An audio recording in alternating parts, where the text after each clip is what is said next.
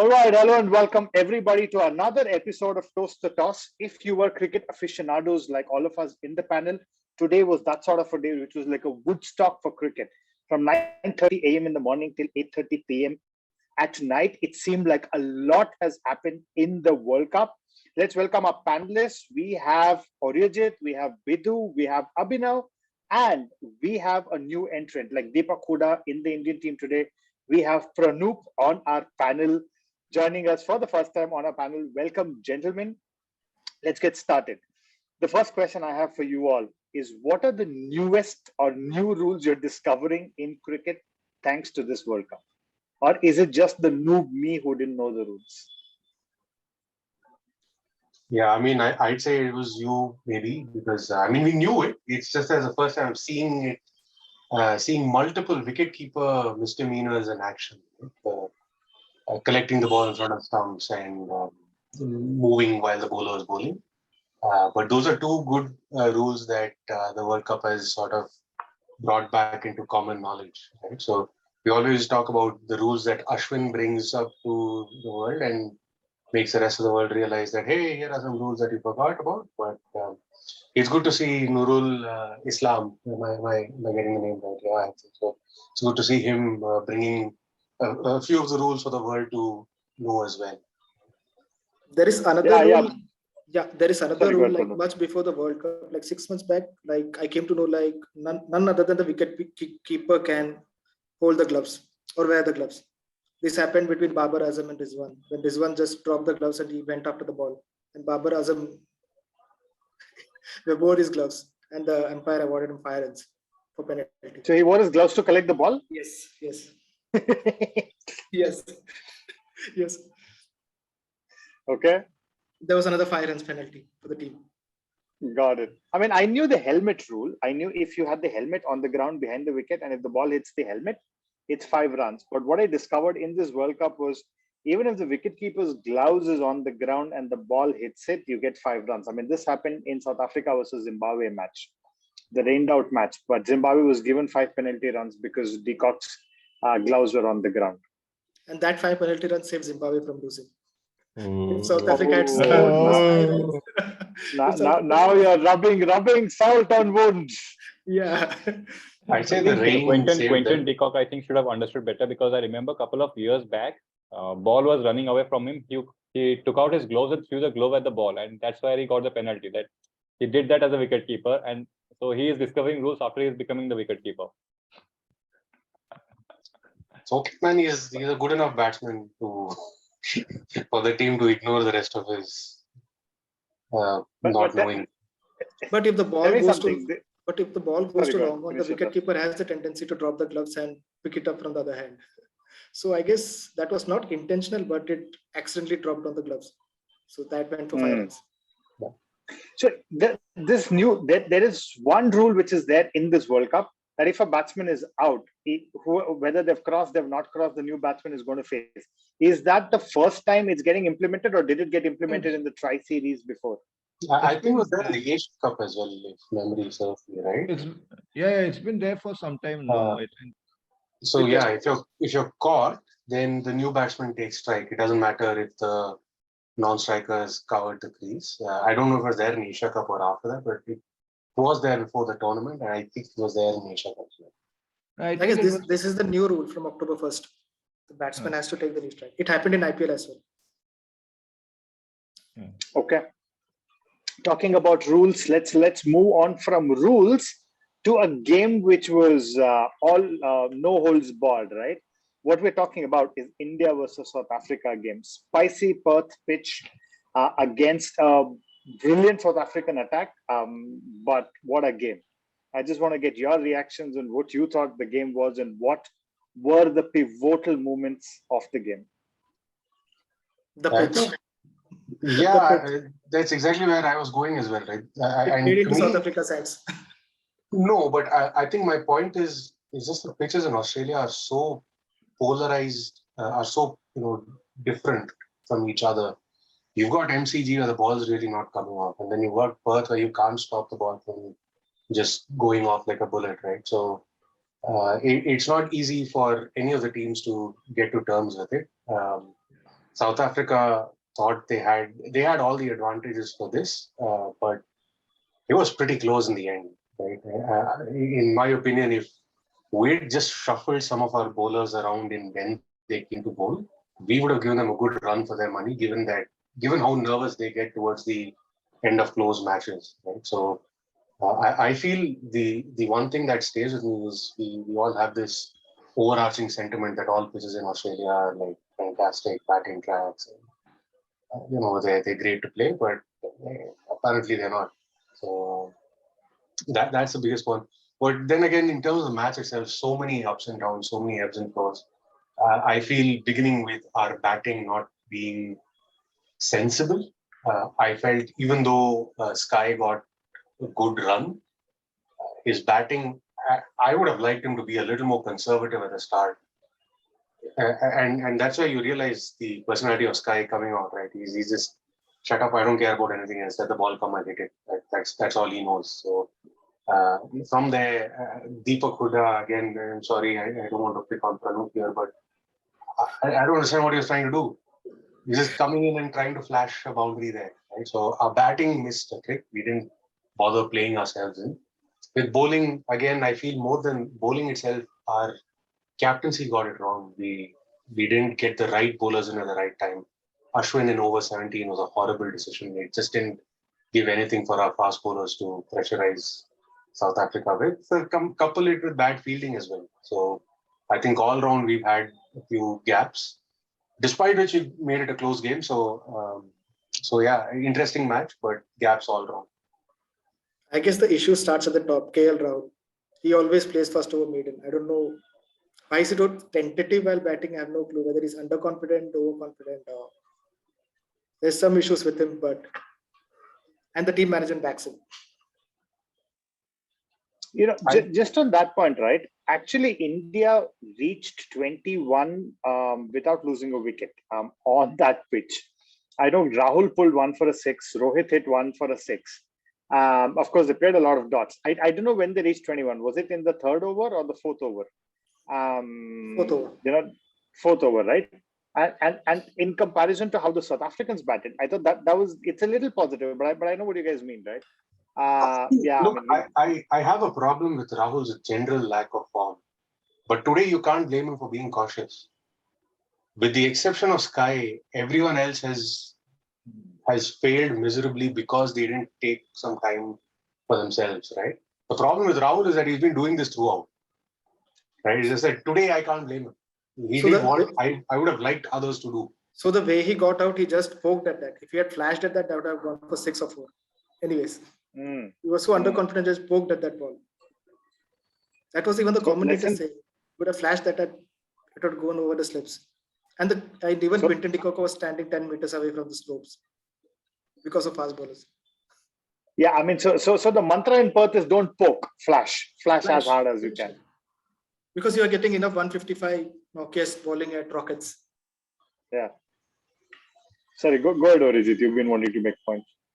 So my problem with the Indian team was that they selected a player known as Deepak Huda. I have been a Deepak Huda fan from 2014, and even despite being his biggest fan, I tell him he does not deserve a place in the team, especially the Indian team against a crucial game against a ace team, and Deepak Huda hasn't done much justice to his performance even in the IPL. Like he has had some good knocks, but uh, even in home conditions, he's not the best player out there. So how he ended up in the team, God only knows. At least he got into the team as a Jadeja replacement, someone who can bat and throw that non-spinning, non-turning spin ball. Right? So, I don't know. The only time I admired Huda was the 2014 Under-19 World Cup. After that, he has struggled as a player even in the domestic circuit. Only in recent years he has made some mark in the IPL, but still it's a long way to have a player of Deepak Huda's caliber to be in the team. There was one more player in the 2014 Under-19 World Cup. It was the English Ben Duckett.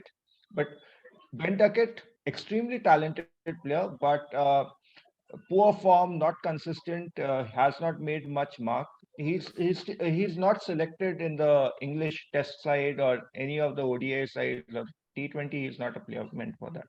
So it has. I think the management got it wrong with the selection of players who did not contribute. Bidhu, you've been quiet. Yeah, I mean, just to close this topic with Deepak Huda, I think the decision of having an extra batter did make sense given the pitch and how the match against Pakistan and Zimbabwe played out. Because Pakistan actually suffered with not having that extra batter. They removed Asif Ali and they played Mohammad Wasim instead, who did pick up wickets, but they struggled with lack of batsmen at the end. So the idea was right. India did lose wickets. If someone, suppose he would have taken Rishabh Pant instead of Deepak Huda and he would have scored 20-25 runs at that, coming at 49 for 4, they would have thought, okay, playing an extra batter did make sense. But irrespective of it, India reaching 95 for 5 at the end of 14-15 overs was still a decent enough position to push for that 150. There, I think, credit can be given to Wayne Parnell because Surya Kumar Yadav did try to hit him at the penalty went over. He knew Amrik Nauke was coming in, and that, I think, couple of sixes or a 4 would have turned things around. They could have pushed for 145, 150 run mark, and then the fielding lapses. But overall, it was a close game. But the only thing of concern, which other teams will also be noticing, is the number of batsmen who got out at the short pitch stuff. I don't exactly remember where the semi-finals are, but whoever is coming from that end, be it New Zealand, South Australia, they have bowlers who will actually bounce out batsmen. So that's the only just want to bring one point in, right? I feel this is something that while Sky is fantastic at smashing the ball around, one thing that he absolutely miscalculated was who gets in at the start of the over. You see Virat Kohli playing, and our man will never miss an opportunity to find a single on the last ball of the over to make sure he's the batsman starting the next over. He may have hit 4s every ball of the over. Last ball, he will just turn it around for 1 run to make sure he gets to the other end. The last 3 overs, right, before the over in which Sky got out, I think including that over, 19, 18, 17, were started by, I think, Ashwin. We always ended up in a manner where Ashwin gets to the other end because he's taken a single on the last ball or something else has happened. And he ends up giving away the first couple of deliveries. So by the time Sky gets to the other end, the man who can actually start hitting their bowlers, you've missed 2 to 3 balls and then you're under pressure to make something out of the over. I feel for the talent that Sky has, he needs to have a little more arrogance to claim that strike for himself. He should have comfortably, on multiple occasions, refused a single or forced Ashwin to run even to the end of getting run out so that he gets strike at the next over, right? Because I feel that's the difference between a 130 and a 150. Especially when you've lost 5-6 wickets and you don't have a batsman on both sides who can hit the ball well. You have one guy who's going absolute gangbusters, but you put him on the non-strikers end with Ashwin at the other end. This is bad decision making at that point. And another thing where miscalculation went wrong was DK hitting Parnell for a 6. I mean, that was not required at that. He could have waited some more. Right? Yeah, because Surya Kumar Yadav had already hit 12 runs of Maharaj's over in the previous one. So DK had no business him hitting over the top. What was it? I was about to talk about, get that point. And I thought that was one place where with DK and Sky being the last recognized batsman, and DK having that potential to accelerate at the end, maybe DK on this wicket should have waited a little longer, just taken singles, given Sky. Maybe 18th over was where they could have gone berserk, and if it came off. I think the other turning point was definitely, you don't expect a player of Virat Kohli's caliber to drop a dolly when Aiden Markram offered it to him in Ashwin's bowling, right? That to me was a turning point because Markram was a 36 at that point of time. Next over, Rohit Sharma gets a chance to run him out. Rohit Sharma runs closer to the wicket, but not close enough to do a jaunty Rhodes. And then he throws and misses. Markram was out. So, that's where the 16 runs which Markram made, he was 36 at that point of time. And then he ended up with a 52-53. Had they got Markram at that point of time, and with Tristan Stubbs coming in, probably they could have put more pressure. These were two dolly opportunities for India. Not to mention but the LBW. I mean, I got to call this out, but I think the third umpire absolutely gaffed it up. I could see a gap between ball and bat. Right? He just went by ultra edge. Yeah, but it did show a spike. It showed a little bit of spike. The spike was, I think, the ball hitting the pad. The bat hitting the pad. I could see a gap between the ball and the bat when there was a spike. He just didn't care. He saw a spike and he said not out. I felt there was a gap there. And a good indication when a batsman hits the ball is like the batsman just raises his bat. David Miller was clueless. Yeah. He was like, I'm gone. Yeah. But it also anyways, underlines how India did. Like if you see the South African campaign in this tournament, it was all about Quinton de Kock and Riley Rousseau. So if they would have held on to the chances, the run-out chance and the catch, even Tristan Stubbs got out very cheaply. So they actually could have made a match out of this particular game.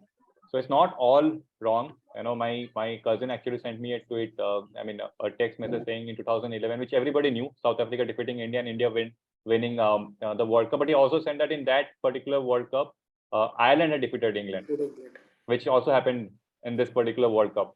So everybody is making those correlations, and let's see how it goes. So if India wins the World Cup, we called it first, okay? So do remember, Toast the Toss called it first, and we will definitely claim credit for it. That's if India wins the World Cup. Sorry, just going back to your point, Bidhu, I think there are no more.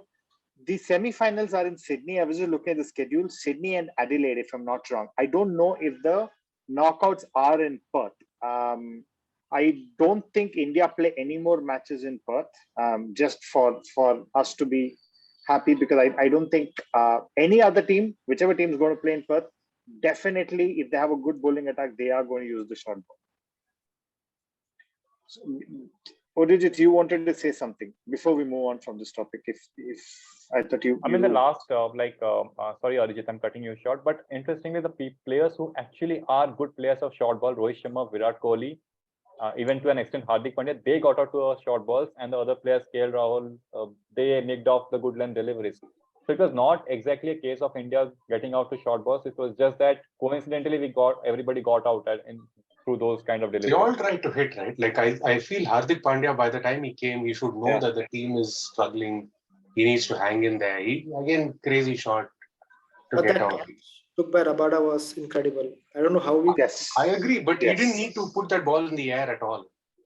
But, right? Kohli, when he got out that same over, he did 2 boundaries already. And yet he tried to. Well, that's an interesting point, Abhinav. Means like I know the Indian team, it has a coach who would never do such kind of a thing. So has he lost his influence, or has he lost the faith, or has he become a totally Gen Z cricket coach that you go and hit those balls? I don't think the coach ever goes and tells batsmen what kind of technique they should use. Right, at this level, that's not the coach's job. At most, he's looking at temperament or whatever, right? Or what is our strategy going into the match. He's not going to go tell make sure your elbow is up when you go for it. He's not going to do any of that stuff, right? No, but when it comes to things like that, like judging situations and scoring, some things like Rahul Dravid was very good at. Yeah, but okay, so then explain how DK is in the team, right? I don't think DK has hit anything that Dravid would hit. Yeah. He's mostly scooping and shoveling and all kinds of stuff, right? So I don't think that's Dravid's job. His job is to encourage the players and sort of make them do the best that they can in whatever situation, right? So but that said, the point I've been driving towards is I think the temperament needs to be a little, particularly in Australia. I get that we like to embody that sort of England spirit. I just keep going bonkers, keep smashing. And that's a good attitude, except the pitches don't support that. You take your time. And I guess England have a lineup which goes all the way till 11. We don't. Yeah. So. And I guess speaking about Rohit Sharma's dismissal, he had no option other than hitting 4 boundaries because Rahul was struggling at the other end. So he thought at least he'll get a couple of boundaries here and there. The score rate will move on.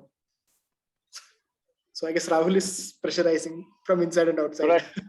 You never know, right? We've been calling for it, and DK did seem uncomfortable. He went off the field. So if he hasn't fully recovered before the next game, we could see Pant coming in, and we could probably see the Indian management trying to open with him. But again, then where do you play Rahul? Anyways, it's something which we'll figure out as the next game happens. Now, moving on from that game to another game which ended in the last over, but this last over was not like the India-Pakistan last over. It was probably a notch crazier than that last over. I don't know how many of you watched it live, but my God, is this the craziest last over you've seen between Bangladesh and Zimbabwe? I guess the turning point was not the last ball. It was Shakib running out Craig Irvine in the, I guess, 19th over. Yes. The ball went to the other side of his hand. He just flicked it or threw it onto the stumps. I guess that was the turning point. And Muzarbani had no blessing in the last over. Yeah, nice line. Yeah, I definitely think Shakib running out, because Irvine at that point of time started looking like how Kohli was against Pakistan, because he seemed to be middling everything. Yeah. And that suicidal single. But I'll tell you the other thing, right? Engarwa getting that 6 and the 4 of buys was the other twist in the tail in the last over. By then Zimbabwe were out, and Ryan Ball on the other side did not get a chance to get to the strike. And Engarwa comes in, there's a buy for 4, and then he smacks one for a 6. So they needed 5 of 3. And then he steps out. I don't know what happens. Like what Abhinav was saying. Sometimes I don't know if teams need a lot of common sense and a calm head to play, or they all look for that the Dhoni kind of shot to finish the match. I think spot on. Like when you mentioned the kind of runs that he did score not by trying to step out or something. He was in the crease. Some ball went behind his stumps and all that, but the moment he started to hit the ball through the line, like step out of the ground, that's when he got stumped. The same with Muzarabani. The couple of chances that he got, he tried to hit something which he was not really able to do it. So I think that's where the inexperience comes in. The one more wicket that actually pushed them back was Brad Evans, because out of the last 3 players, Brad Evans was the only one who could possibly hit the ball that far, and he had also done it for Pakistan, against Pakistan. So I think that's what did Zimbabwe in. And I was waiting for this episode to talk about Zimbabwe win, but incidentally, we are talking about Zimbabwe losing out. But it's like we will talk about Zimbabwe winning as well. I think, Bidhu, you hit the nail on the head, right? I mean, I know there's a lot of similarities in terms of last over, last ball finish and all of that. The one big difference is that they simply didn't have a batsman that could do it for them. They had a lot of fortune getting there in terms of how the runs went on till that last ball. I think he only hit 1 boundary in that over. But yeah, he simply couldn't connect back with ball well enough to impact those 4-5 runs. So interesting because of Bangladesh. I think Bangladesh is Pakistan mini or whatever. So they made it more interesting than Zimbabwe intended it to be. I guess Zimbabwe should have lost by 80 runs. They were 20 for 4 or 25 for 4 in the beginning. I don't know. Craig Irvine and the other guy, Ryan Ball. Yeah. Ron Williams and Ryan Ball, yeah. Even Sikandar Raza missed out this time. He could have stayed on in the 25 runs. Same mistake by Sikandar Raza, right? Again, you are chasing. It's a low total. You are the batsman in form. Get your eye in, but Sikandar Raza wanted to play the aggressive way. I feel this tournament, we need to relook at what's the right score.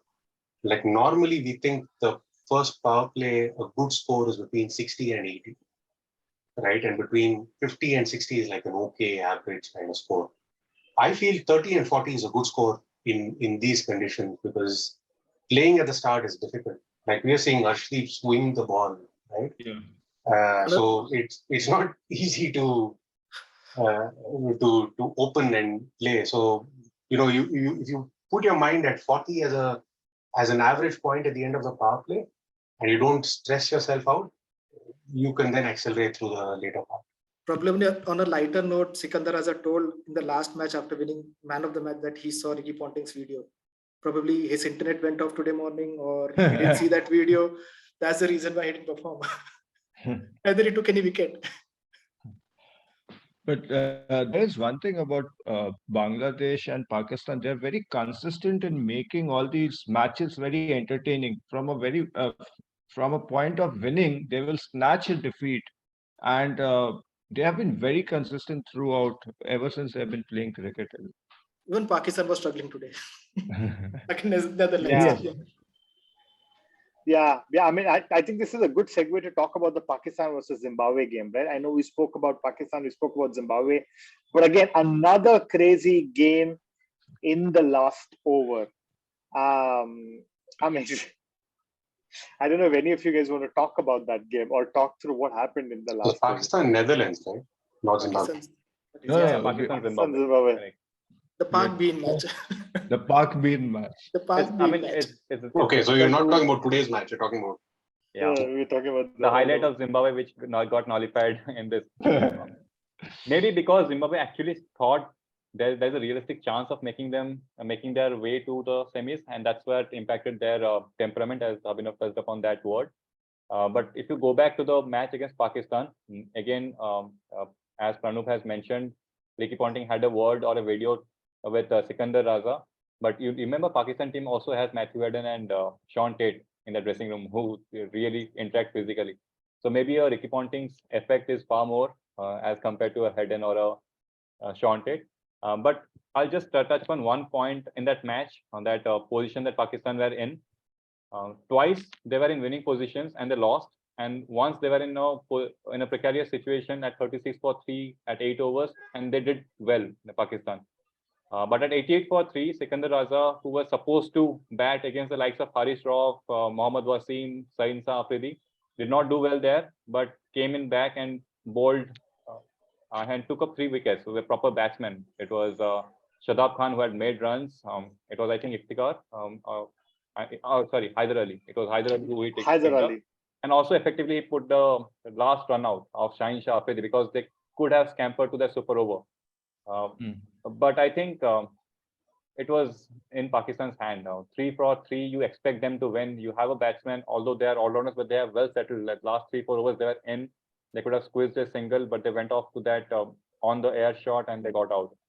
And the bowler who was at that instance, Brad Evans, is the most inexperienced of that inexperienced team. I was looking through the stats. He had only played 5 or 6 games. So he just held on to his nerves, and he gave over 7 runs in 2 balls, and somehow he managed to not give any further runs in that end over. And again in the firing line was Nawaz. Yeah. I'm just imagining, right, these guys like Begavine and Sikandar Raza and all of them sitting in an auditorium waiting for, Mr. Bean. They're all chanting, Bean, Bean, Bean, and out comes this one. Like, no. And it's hard to digest about Pakistan team selection. Like Asif Ali, the finisher, is sitting outside. I don't know why. He's been finisher the last 1 year. That was my question, right? Like, he was a nominated finisher in UAE, finished most of the games. I know he probably did not do well in the first 2 games, but why would you keep somebody like an Asif Ali out? It's like India keeping DK out and while all throughout telling that, you are a finisher. And they took someone like Haider Ali, who is like 499 runs in 30 innings still now. He's the slowest in reaching 500 runs, the second slowest. Yeah. I mean, I was pleasantly surprised with that selection. And they also tend to bat Asif Ali at 8. Again, some of the games did not make sense to me. He's slotted at 6, but any which ways, I mean, Pakistan team's been their selections have been funny. Yeah, even today they selected Fakhar Zaman instead of Haider Ali. I don't know why. Oh, that is because I've been watching a lot of these Pakistani experts. They've been crying their lungs out. They're like, you have Fakhar Zaman, who is probably your best. Babar and Rizwan are not scoring. You have Fakhar Zaman, who is an opener. Why would you not select him in the team? I mean, there is no reason. If he has an injury, why is he in your squad? If he does not have an injury, why is he not in 11? So finally, they gave into that pressure. They couldn't drop Shan Masood. So they had 4 openers in the top 4, which probably is not bad, given that they don't have a good lot. It's good to see that the PCB listens to logical, Other thing it is, I don't know if you guys saw it, because Shaheen Shah Afridi was again struggling. The way he was running, I mean, his bowling is still okay, but in the last match against Zimbabwe, where he took that 2 runs, when needed. He was struggling to reach the other end.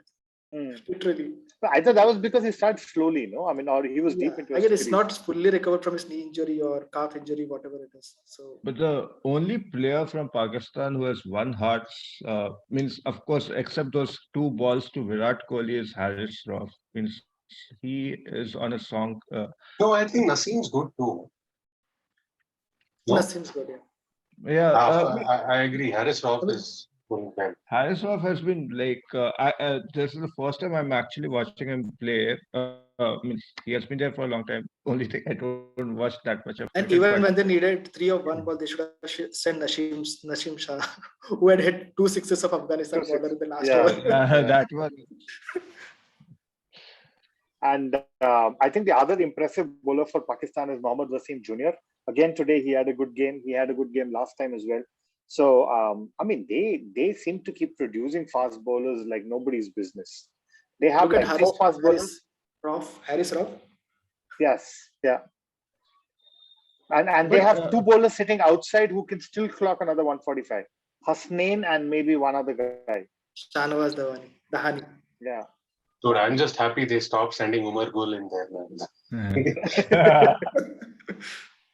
So they not only do they create fast bowlers, they create long haul fast bowlers.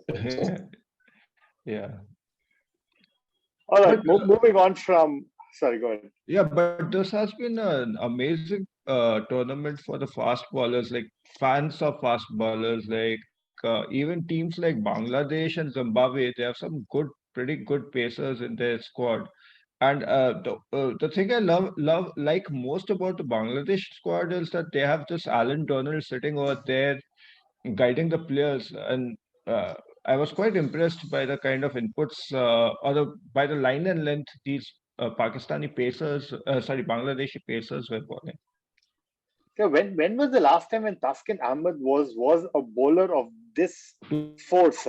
Right, I mean, you always knew that he had potential. 2015, but yeah, I mean, and we're in 22. I mean, the conditions are aiding them, right? I feel it's the conditions are not necessarily swinging conditions. Like you still have to be a good bowler to swing, but if you have decent pace, then the pitch aids you. So. But I'm seriously amazed about this Mustafizur Rahman. His wrist, I know he has rubber wrists, or I don't know how can he ball so slow in deliveries. I have no clue. There was some replay that was going on his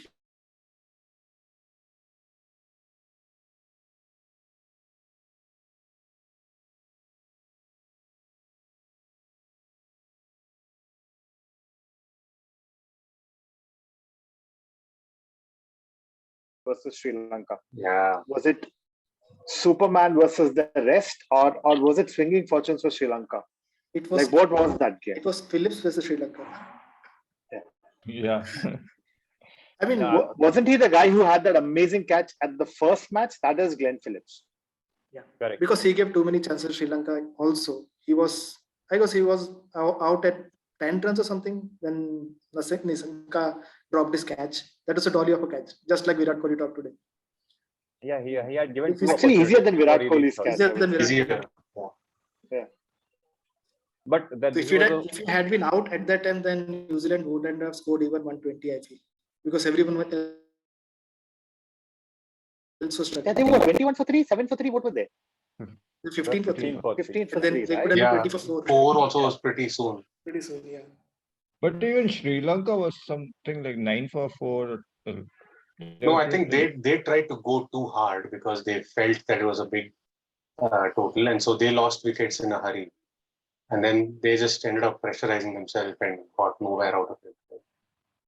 But yeah, again, it was surprising. I felt when the thing that I sort of found irritating almost is when Hasaranga comes to bowl that sidearm delivery. I don't know what else to call it.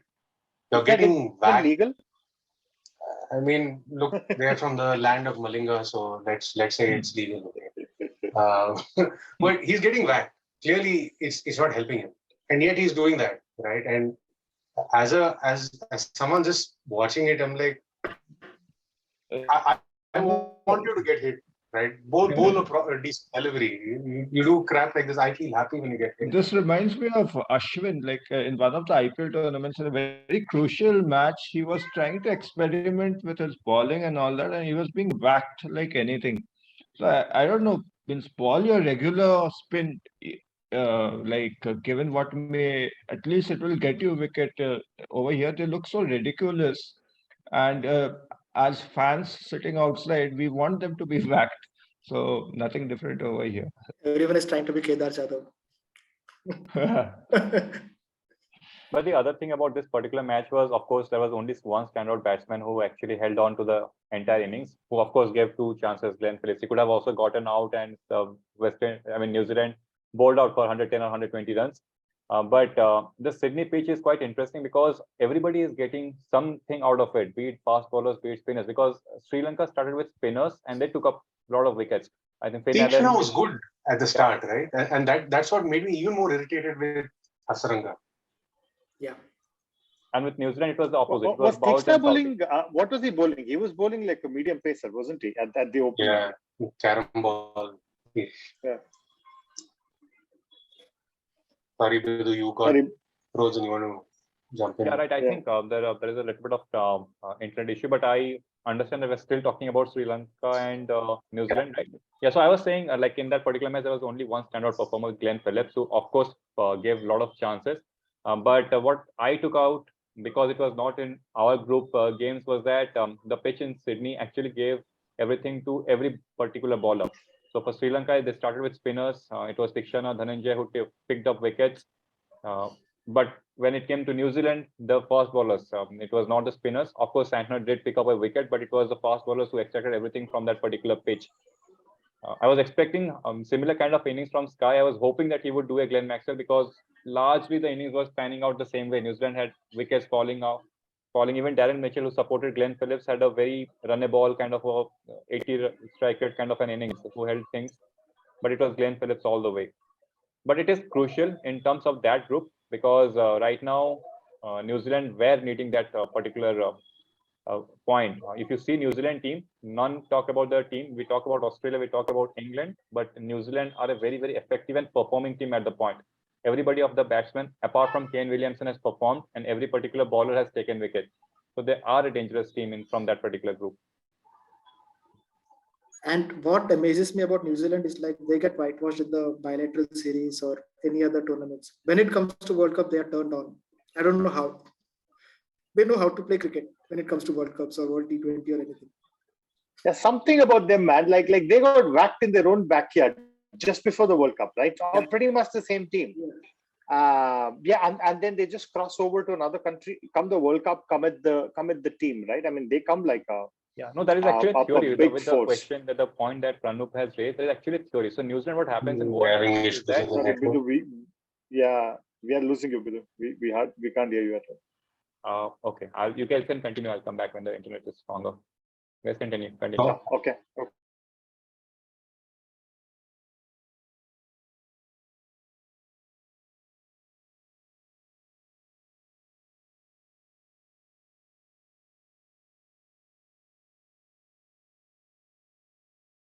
Bidhu is frozen. Fantastic. Sorry, go ahead, Abhinav. Yeah, so I think the other thing that I really liked in the match was the way I think it was Glen Phillips again, the way he was lined up for the run. Absolutely just lined up with his leg in the crease, like he's about to take off for a sprint.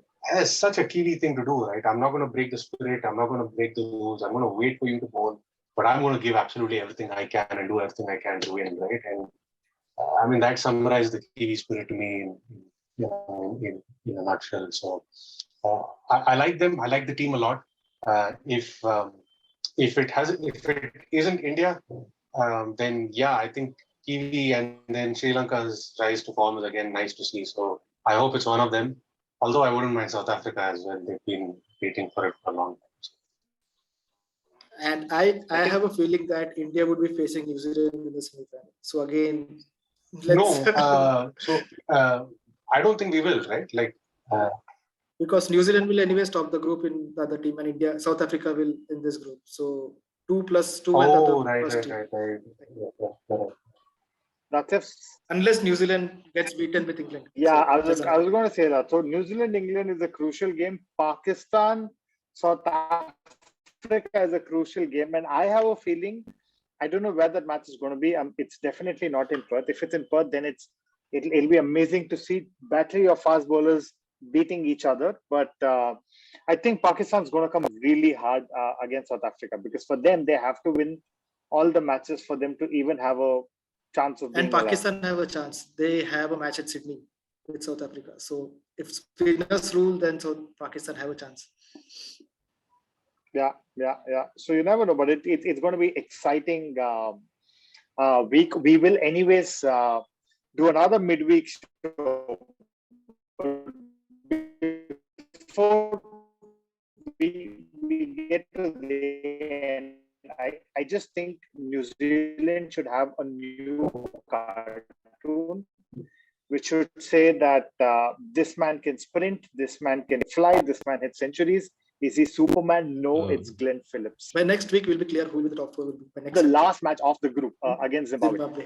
At the G. That's it. Yeah, that's at the G. I'm actually worried about India. Bangladesh. Bangladesh has a habit of upsetting India. No, that's the only time it happened. I think India will win against Bangladesh and lose against Zimbabwe.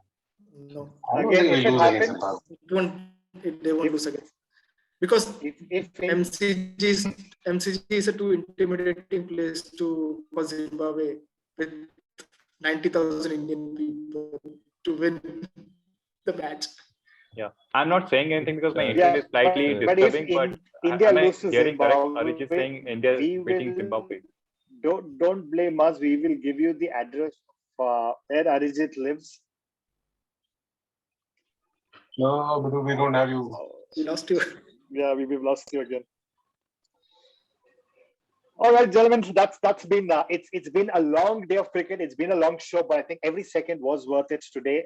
One of those rare days which happened in a lifetime. Looking forward to more such matches. We will be back again with a mid show this week. We will do another show on Wednesday. But thank you again for your signing off. See you. We